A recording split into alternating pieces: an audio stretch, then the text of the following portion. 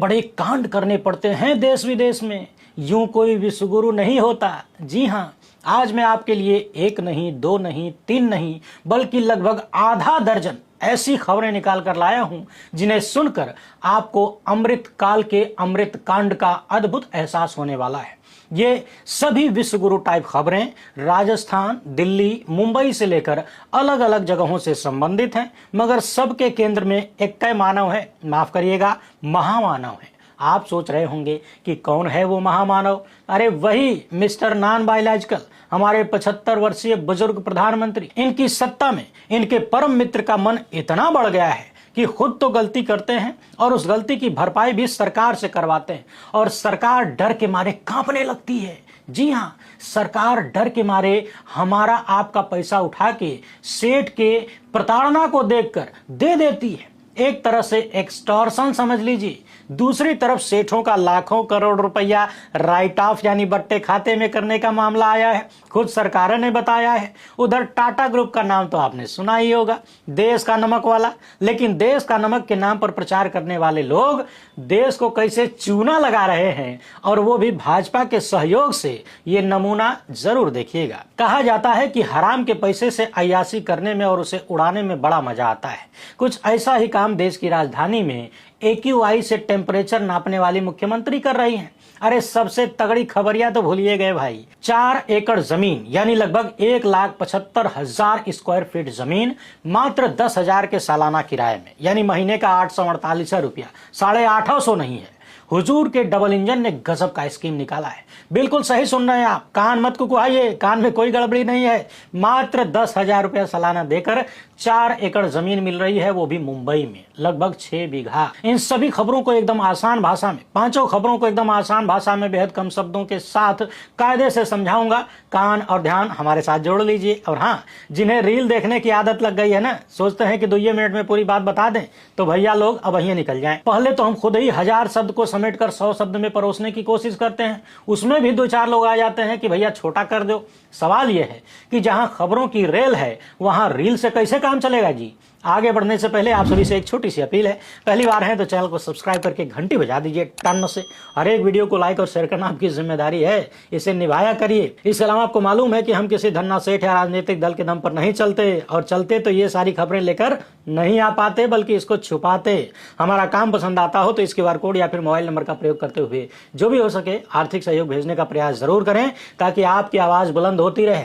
जो गोदी मीडिया छुपाता है वो खबर आप तक पहुंचती रहे। और हाँ, इस वीडियो में आपको यह भी महसूस करना है कि सत्ता और राजनीतिक दल तथा सेठों और गोदी मीडिया का गठजोड़ कैसा है। गारंटी है ये खबरें आपको गोदी मीडिया पर कभी नहीं मिलेगी, इस जन्म में तो बिल्कुल नहीं मिलेगी। क्यों नहीं दिखाएगा? क्योंकि सब मिले हुए हैं जी। सबसे पहले दिल्ली की बात कर लेते हैं। काहे कि छोटा सा मामला है ना, केवल 3,39,00,000 रुपए। जी हाँ, इस वीडियो की सबसे सस्ती खबर यही है, जहां आपको सबसे कम चूना लगा है, आप ही को लगा है। अभी हाल ही में दिल्ली की मुख्यमंत्री और दिल्ली सरकार 18 अक्टूबर को दीपोत्सव कार्यक्रम मना रही थी कर्तव्य पथ पर। यह अलग बात है कि इनका कर्तव्य ये नहीं है, कम से कम ये तो बिल्कुल नहीं है कि दिल्ली वालों का 3,39,00,000 रुपया दिया जलाने में फूंक दिया जाए। सोचिए, जिस दिल्ली में लोगों को साफ हवा नहीं मिल रही, उस दिल्ली में दिया जलाने के लिए लगभग 3.5 करोड़ रुपया टैक्स पेयर्स का, आपका, फूंक दिया गया। ये जानकारी RTI एक्टिविस्ट अजय वासुदेव बोस ने राइट टू इंफॉर्मेशन के तहत जुटाया और पता लगाया कि कैसे AQI से टेम्परेचर नापने वाली अभूतपूर्व गाली एक्सपर्ट वर्तमान मुख्यमंत्री रेखा गुप्ता ने दिल्ली वालों की जेब से पैसा निकाल के दिया जला दिया और फोटो खिंचवा लिया। बाकी टेंशन नहीं लेने का जी, जब हमारे विश्वगुरु ट्रेन को झंडी दिखाने में 3.5 करोड़ रुपए फूंक सकते हैं, तो मैडम भी उन्हीं की पसंद है ना। अभी हाल ही में हमने आपको दिखाया था, ये जानकारी भी अजय वासुदेव बोस ने ही जुटाया था। तो भैया हुजूर ने रेखा मैडम को यूं ही थोड़ी न चुन लिया, कुछ तो काबिलियत देखे होंगे। हो सकता है यही काबिलियत रही हो जनता का पैसा फूंकने की। बहरहाल अब इससे थोड़ा सा महंगा वाला देखते हैं। राजनीतिक राजधानी से निकल के चलिए आर्थिक राजधानी में, यानी महाराष्ट्र चलिए। मुंबई के सायन इलाके में BMC की लगभग 4 एकड़ जमीन को विश्व हिंदू परिषद को सौंप दिया गया है, वो भी 30 साल के लिए। और ध्यान रखिए, ये कोई लीज नहीं है बल्कि ऑक्यूपेंसी आधारित अलॉटमेंट है। आसान भाषा में बीएचपी को जमीन का लगभग मालिकाना हक मिलने जैसा हो गया है।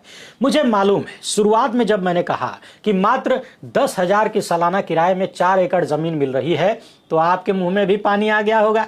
अरे भला किसके मुंह में पानी नहीं आएगा जी। सोचिए, भारत के सबसे अमीर म्युनिसिपल कॉरपोरेशन की मुंबई में 4 एकड़ जमीन, जो कि लगभग 6.5 बीघा होता है और लगभग 1,74,240 स्क्वायर फीट होता है, इतनी जमीन यदि मात्र 10,186 रुपए के सालाना किराए में मिले, यानी प्रति माह केवल 848 रुपया, 850 नहीं है, तो किसके मुंह में पानी नहीं आएगा।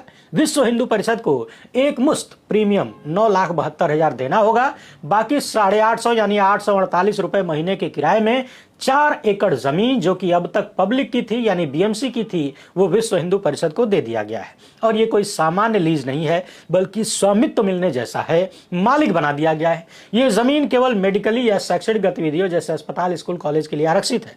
कहा जा रहा है कि विश्व हिंदू परिषद मुंबई आने वाले कैंसर मरीजों के लिए इलाज और देखभाल के लिए यहाँ फैसिलिटीज उपलब्ध कराएगा। मगर समझने वाली बात यह है कि ये जमीन लोगों की है, जनता की, यानी सार्वजनिक संपत्ति है। इतना बड़ा एरिया लगभग मुफ्त में अस्थायी स्वामित्व अधिकार के साथ किसी भी निजी व्यक्ति या धार्मिक संगठन को दे देना कहां तक वाजिब है? क्या यह आपको ठीक लग रहा है? जबकि इस जमीन का बाजार मूल्य बहुत ज्यादा है। मीडिया रिपोर्ट्स के अनुसार इसका बाजार मूल्य लगभग 250 करोड़ रुपया है, 247 करोड़, यानी 2.5 अरब से भी ज्यादा हो सकता है।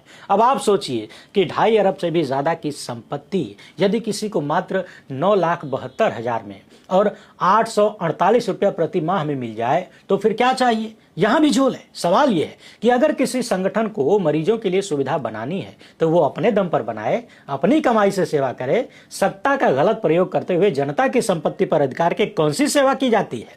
सवाल यह भी है कि जब सरकार को अपना ही सब कुछ देकर अस्पताल खुलवाना है तो खुद का नहीं खोल देते। यहां तो पूरी संपत्ति जा रही है जनता की और भोकाल बनेगा वीएचपी का, यानी हिंग लगे ना फिटकरी रंग चोखा हो गया। ऐसे कौड़ियों के भाव अगर जमीन मिलने लगे तो भला कौन मानव सेवा करना नहीं चाहेगा? ईश्वर ऐसी मानव सेवा करने का अवसर देश के हर गरीब को दे। यहां समझने वाली बात यह है कि ये जो वार्षिक किराया 10,000 का तय किया गया है, बताया जा रहा है कि यह भी असामान्य है, क्योंकि कब्जे के आधार पर दी गई जमीन पर आमतौर पर कोई किराया नहीं लगता है। आप भी सोचिए कि अगर किसी को जमीन कब्जे में दे दी गई तो फिर काहे का किराया? अरे हम मालिक हूं तो किराया काहे दूंगा जी। यानी चौतरफा गेम चल रहा है। ये जमीन पहले राज्य सरकार की थी, इसके बाद विशेष उद्देश्यों के लिए बीएमसी को दे दिया गया और अब कौड़ियों के भाव उठाकर यानी लगभग मुफ्त में विश्व हिंदू परिषद को दे दिया गया। यह संगठन भारतीय जनता पार्टी से किस कदर जुड़ा हुआ है, कैसे सब एक ही थाली के चट्टे बट्टे हैं, ये आपको पता है। वैसे छोड़िए, ये मामला भी तो 2.5 अरब का न है जी। थोड़ा और महंगा देखते हैं, ज्यादा महंगा वाला। वीडियो में जितना आगे बढ़ते जाएंगे उतनी महंगी चीज आपको दिखाऊंगा। अगला मामला है प्रधानमंत्री के परम मित्र सेठ अडानी का। दरअसल हुआ ये कि साल 2007 में छत्तीसगढ़ के हसदेव अरण्य जंगलों में एक बड़ी कोयला खदान राजस्थान सरकार को दी गई, यानी राजस्थान को दी गई। अडानी कंपनी के साथ मिलकर इन्होंने एक नई कंपनी बनाई, यानी राजस्थान ने अडानी के साथ मिलकर एक नई कंपनी बनाई। इसमें अडानी का शेयर 74% था, राजस्थान सरकार का 26%। इसका मकसद था कि अडानी खदान चलाएंगे और कोयला निकालकर राजस्थान के बिजली घरों तक पहुंचाएंगे। अब भैया खदान तो बन गई लेकिन रेलवे लाइन नहीं बनी, यानी अडानी वाली कंपनी को खदान से लेकर नजदीकी रेलवे लाइन तक रेलवे साइडिंग ट्रैक बनाना था, लेकिन कंपनी ने यह काम नहीं किया, यानी रेलवे ट्रैक नहीं बनाया, पैसा बचा लिया। अब आप सोचेंगे कि अगर रेलवे ट्रैक नहीं बना तो कोयला ढोया कैसे गया? तो भैया कोयले की ढुलाई हुई सड़क से, यानी ट्रक से। अब आपको लग रहा होगा कि कोई बात नहीं, रेलवे ट्रैक नहीं बनाया अडानी की कंपनी ने तो ट्रक से ढुलाई करवाया ना, लेकिन यही तो पूरा झोल है। ट्रक से ढुलाई का जो खर्चा है उसका बिल राजस्थान सरकार पर अडानी की कंपनी ने फाड़ दिया, और वो बिल भी लाख, 2 लाख, 4 लाख का नहीं था बल्कि 1400 करोड़ का, यानी 14 अरब का बिल। यानी सोचिए कि रेलवे ट्रैक बनाने की जिम्मेदारी थी किसकी? अडानी की कंपनी की। एक तो खुद गलती किया, नहीं बनाकर, लेकिन अपनी गलती पर पछतावा या माफी मांगने की बजाय, जुर्माना भरने की बजाय उल्टे राजस्थान सरकार का कॉलर पकड़ के हड़का दिया और बिल थमा दिया। कितने का? 1400 करोड़ का। यही बात राजस्थान की एक अदालत ने पूछ लिया कि भाई साइडिंग बनाने का काम तो अडानी का था, फिर ढुलाई का खर्चा सरकार क्यों उठाए? और सुनिए, जब देश का प्रधानमंत्री अपना यार हो तो लंठई किस हद तक सर पे सवार हो जाती है, ये भी देख लीजिए। जब राजस्थान की सरकार ने ये 1400 करोड़ रुपए चुकाने में देर किया तो अडानी की कंपनी ने कह दिया कि देखो राजस्थान, किराया चुकाने में आपने देरी की है और हमको बैंक से लोन लेना पड़ा है और उस लोन का ब्याज हो गया 65 करोड़ रुपया और ये ब्याज भी आप ही को चुकाना है राजस्थान। अब बताइए, ये लंठई आपको भी खूब पसंद आ रही होगी ना? खुद भी करना चाहते होंगे तो पहले अपने दोस्त को प्रधानमंत्री बनाइए। अरे भाई, कहां जा रहे हैं? इस मामले में असली ट्विस्ट तो अब सामने आ रहा है और वो ये है कि राजस्थान की सरकार ने डर के मारे अडानी के दबाव में, कंपनी के दबाव में सारी मांगे मान ली। राजस्थान सरकार को डर लग गया कि अगर अडानी ग्रुप ने कोयले की सप्लाई रोक दी तो बिजली संकट हो जाएगा। यानी राजस्थान की सरकार इतनी डरपोक है, इतनी कमजोर, इतनी नपुंसक थी कि एक सेठ से डर गई। यानी हसदेव अरण्य में कोयला खदान मिला राजस्थान को, राजस्थान ने उसका 3/4 हिस्सा दे दिया अडानी को और वही अडानी यानी उनकी कंपनी अपनी गलती की भरपाई 1400 करोड़ रुपया राजस्थान से करवाती है और राजस्थान सरकार डर के करती भी है। और तो और पैसा देर से देने की वजह से 65 करोड़ का ब्याजो जबरदस्ती राजस्थान सरकार से मांगा जाता है। अब एक अदालत ने कह दिया, राजस्थान की एक अदालत ने, कि कंपनी ने गलत फायदा उठाया है। एक तो अपनी जिम्मेदारी नहीं निभाई, रेलवे ट्रैक बनाने वाली, ऊपर से 1400 करोड़ जो कंपनी को चुकाना था उसे सरकार से वसूल लिया और फिर अतिरिक्त ब्याज भी मांग रहे हो। ये सीधे सीधे गलत लाभ कमाने की कोशिश थी। किसी को अपनी गलती का फायदा नहीं मिलना चाहिए। अदालत ने फैसला दिया और अडानी की कंपनी पर 50 लाख का जुर्माना ठोक दिया। आदेश दिया कि राजस्थान सरकार सीएजी से पूरे सौदे की जांच कराए। अब आप सोच रहे होंगे कि वाह, न्यायपालिका ने तो सेठ और सत्ता की चूड़ियां टाइट कर दी, लेकिन पिक्चर अभी बाकी है मेरे दोस्त। ठीक 13 दिन बाद, यानी जिला अदालत के जुर्माना लगाने के ठीक 13 दिन बाद राजस्थान हाईकोर्ट ने इस आदेश पर रोक लगा दिया। यानी जुर्माना भी नहीं देना है और जांचों रुक गई। ये है असली अमृतकाल, जब अपना परम मित्र सत्ता के शीर्ष पर बैठा हो तो कुछ भी संभव है। ये केस बता रहा है कि खदान सरकारी, सारा रिस्क सरकारी और फायदा किसका? सेठ का। और इसमें देश की न्यायपालिका भी कुछ नहीं कर सकती। एक जिला अदालत ने इतना बड़ा आदेश दिया, जिला अदालत में बैठे किसी जज ने इतनी हिम्मत दिखाई, दिलेरी दिखाई, मगर हाई कोर्ट में सारी कहानी पलट दी गई। बाकी कहानी पलटने में क्या क्या हुआ होगा, कौन कौन लोग शामिल रहे होंगे, क्यों क्यों हुआ होगा, उन्हें बाद में क्या क्या मिलेगा, हमें कुछ नहीं पता। इसका अंदाजा आप लोग लगाते रहिए और स्क्रॉल की ये रिपोर्ट वेबसाइट पर जाकर विस्तार से पढ़ते रहिए। मैंने तो बहुत कम शब्दों में पूरी कहानी आपको बताने का प्रयास किया है, आसान से आसान भाषा में। स्क्रॉल ने बहुत लंबी चौड़ी रिपोर्ट छापा है। चलिए अब इससे भी महंगा वाला मामला देखते हैं। Tata bye bye, BJP semiconductor लाए वाला। फरवरी 2024 में सरकार ने 3 सेमीकंडक्टर यूनिट्स यानी चिप निर्माण की फैक्ट्रियां लगाने की मंजूरी दी फरवरी 2024 में। इसमें से 2 यूनिट टाटा ग्रुप को लगाना था, यानी 2 यूनिट लगाने की मंजूरी टाटा ग्रुप को मिली फरवरी 2024 में। फरवरी 2024 इसलिए बार बार याद दिला रहा हूं कि अगली तारीख सुनते ही खोपड़िया घूम जाएगी। 3 में से 2 यूनिट्स को बढ़ावा देने के लिए सरकार ने कहा कि इसके निर्माण का आधा हिस्सा केंद्र सरकार वहन करेगी, यानी सबका जो निर्माण का लागत होगा वो आधा हिस्सा केंद्र सरकार वहन करेगी, यानी लगभग 44,203 करोड़ रुपया सब्सिडी दी जाएगी। ध्यान दीजिएगा, यूनिट लगाने का आधा पैसा सरकार देगी, यानी जनता की जेब से जाएगा, हमारे आपकी पॉकेट से जाएगा और टाटा ग्रुप माल कमाएगा। खर्च जनता की जेब से होगा, यानी इन्वेस्टमेंट में आधी हिस्सेदारी सरकार की है, जनता की है, लेकिन लाभ में पूरी हिस्सेदारी सेठ की है। अब आप सोच रहे होंगे कि भाजपाई सत्ता को, सेठ को इतना बड़ा लाभ देने का फायदा क्या हुआ, तो आगे सुनिए। सेमीकंडक्टर यूनिट से टाटा ग्रुप को हजारों करोड़ रुपए की सब्सिडी मिली और इसके लगभग एक ही महीने बाद 2 अप्रैल 2024 को टाटा ग्रुप ने भारतीय जनता पार्टी को 758 करोड़ रुपए का चंदा दे दिया। चंदा यानी 7.5 अरब से भी ज्यादा का चंदा मात्र 4 सप्ताह बाद बीजेपी को टाटा ग्रुप की तरफ से साल 2024-25 में दिया गया। साल 2024-25 में टाटा ग्रुप की कुल 15 कंपनियों ने मिलकर लगभग 915 करोड़ का पॉलिटिकल डोनेशन दिया और इसका सबसे बड़ा हिस्सा बीजेपी को मिला, यानी बीजेपी को मिला 758 करोड़, कांग्रेस को मिला मात्र 77 करोड़ और कुछ अन्य पार्टियों को 10-10 करोड़ देकर निपटा दिया। यानी इस वित्त वर्ष में टाटा ग्रुप पॉलिटिकल डोनेशन देने में टॉप पर रहा। उसने रिकॉर्ड डोनेशन किया और डोनेशन का पूरा रिकॉर्ड बीजेपी के हाथ में गया।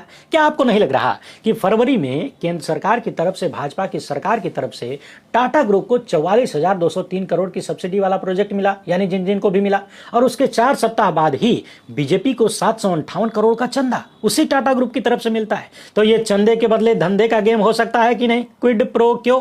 सवाल यह है कि जिस टाटा ग्रुप के पास 758 करोड़ रुपया बीजेपी को देने के लिए और कुल मिलाकर 915 करोड़ रुपया पॉलिटिकल डोनेशन देने के लिए सभी पार्टियों को है, उस टाटा ग्रुप को 44,203 करोड़ रुपए की सब्सिडी जनता की गाढ़ी कमाई से देने की जरूरत क्यों है? वैसे भी टाटा ग्रुप को जितना बड़ा लाभ इस प्रोजेक्ट से मिला है उसका 44वां हिस्सा ही उसने चंदे में बांटा है। मगर सवाल वही है कि जिस कंपनी के पास अरबों रुपया पॉलिटिकल डोनेशन के लिए है, उस कंपनी को जनता के टैक्स का पैसा अरबों खरबों में देने की जरूरत क्या है? क्या टाटा ग्रुप के लाभ में भी देश की जनता का हिस्सा होगा? जवाब आप सबको पता है, लेकिन टेंशन मत लीजिए, आगे का मामला इससे भी महंगा है। मैंने शुरुआत में कहा था कि जितना आगे बढ़ते जाएंगे उतनी महंगी स्टोरी हम आपको दिखाएंगे। अभी हाल ही में वित्त मंत्रालय ने देश की संसद को जानकारी दिया है कि पिछले 5.5 सालों में सरकारी बैंकों ने 6,15,000 करोड़ रुपया राइट ऑफ कर दिया, यानी बट्टे खाते में डाल दिया। इसके साथ ही वित्त मंत्रालय ने कह दिया कि वसूली के प्रयास जारी हैं। ये वाली लाइन खाली आपको टोपी बनाने के लिए है, क्योंकि बट्टे खाते में डालने का मतलब है कि बैंक कर्जा वसूल नहीं पा रहा है और उसे लगता है कि निकट भविष्य में ये पैसे की वसूली नहीं हो पाएगी, इसीलिए वो अपने बैलेंस शीट से इसको हटा देता है। इसी को अंग्रेजी में राइट ऑफ कहते हैं और हिंदी में कहा जाता है कि बट्टे खाते में डाल दिया। यानी बैंक का ऐसा उधार जो अब वापस मिलना मुश्किल नजर आने लगा है। बैंक ने लगभग हाथ खड़े कर दिए हैं, अब जो वापस मिलना ही नहीं है उसको हिसाब से हटा दो। इसीलिए मैंने कहा कि वित्त मंत्रालय ने ये जो कहा है ना कि वसूली के प्रयास जारी हैं, ये खाली देश को यानी आपको टोपी पहनाने की लाइन है। अगर वसूली करने की औकात होती या करने की इच्छा होती तो बट्टे खाते में डालने की जरूरत नहीं पड़ती। राइट ऑफ करने का मतलब ही होता है कि भैया हमसे ना हो पाएगा। इसे और आसान भाषा में समझना चाहते हैं तो ऐसे समझिए कि बड़े बड़े धन्ना सेठों का पिछले 5.5 साल में खाली सरकारी बैंकों ने 6,15,000 करोड़ रुपया लगभग माफ कर दिया, छोड़ दिया। अब बकैती चाहे जितनी होती रहे, हकीकत यही है कि ये पैसा लगभग वापस मिलने वाला नहीं है। सवाल आपसे है कि बैंकों में पैसा किसका है? आपका। धन्ना सेठ लोग बैंक से खाली लेते हैं और लेके दबा के बैठ जाते हैं। वैसे दबा के बैठने से याद आया, कोविड के दौरान विश्वगुरु ने भी पीएम केयर फंड के नाम से ढेर सारा चंदा जुटाया था ना, दबा के बैठ गए, हिसाबों नहीं दिया। तो जरा सोचिए कि बैंकों में पैसा है आम आदमी का और सेठों पर लुटाया जा रहा है। बेचारा गरीब किसान 10-20 हजार का लोन ले ले बैंक से तो बैंक वाले उसकी इज्जत नीलाम कर देते हैं, बेचारे को घर से निकलने तक नहीं देते। लेकिन जब बात बड़े बड़े सेठों की आती है तो बैंक अधिकारियों तथा सरकार की औकात याद आ जाती है। हालांकि ये औकात इसलिए याद आती है क्योंकि कद्दू कटा है तो सब में बटा है, अकेले नहीं खाया गया है। अब यहीं पर आप दर्शकों को एक चैलेंज दे रहा हूं, 6,15,000 करोड़ रुपया आंकड़ों में कमेंट बॉक्स में लिखिए। जिसने सही सही लिख दिया बिना गूगल किए उसको 15 लाख का इनाम हमारी तरफ से। लेकिन ध्यान रहे, शर्तें लागू हैं। ये इनाम तभी मिलेगा जब हमारा वाला मिलेगा। अरे मिलेगा नहीं तो देंगे कहां से? वीडियो पसंद आई हो तो ज्यादा से ज्यादा लोगों तक पहुंचाएं। पहली बार है तो चैनल को सब्सक्राइब कर लीजिए। हमसे जुड़ने के लिए बहुत बहुत धन्यवाद। जय हिंद।